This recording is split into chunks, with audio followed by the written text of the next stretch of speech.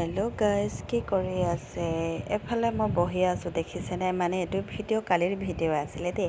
আমি দিনতে আম খাবলৈ এফালে পোৱালিটোৰ মাকে মোক ফোন কৰি মাতিছিলে, মানে আম খাম বুলি।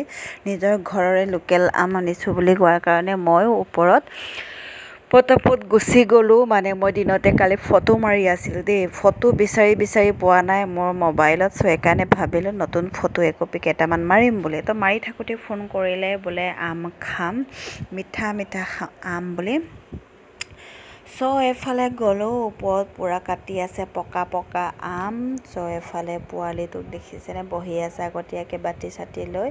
চ' বহুত ধুনীয়া। এইবছৰ মই এবাৰ দুবাৰ হৈছে দেই আম খোৱা।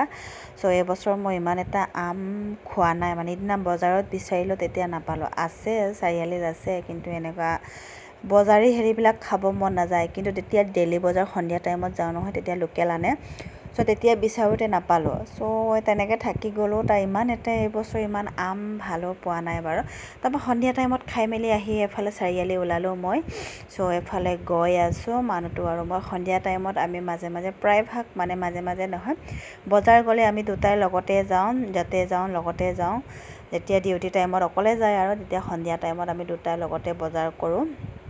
মোৰ অকলে আজিকালি মানে বজাৰ কৰি ভাল নালাগে, মানুহটো অভ্যাস হৈ গ'ল, মানে অকলে বজাৰ যাব মন নাযায়, লগত লৈ যায় মানে গ'লে মানে। চ' এনেকৈ লগতে যাওঁ আৰু। চ' সেয়াই বজাৰত সোমালোঁ, বাকী কি বজাৰ কৰিলোঁ এইটোহে দেখাব নহ'ল।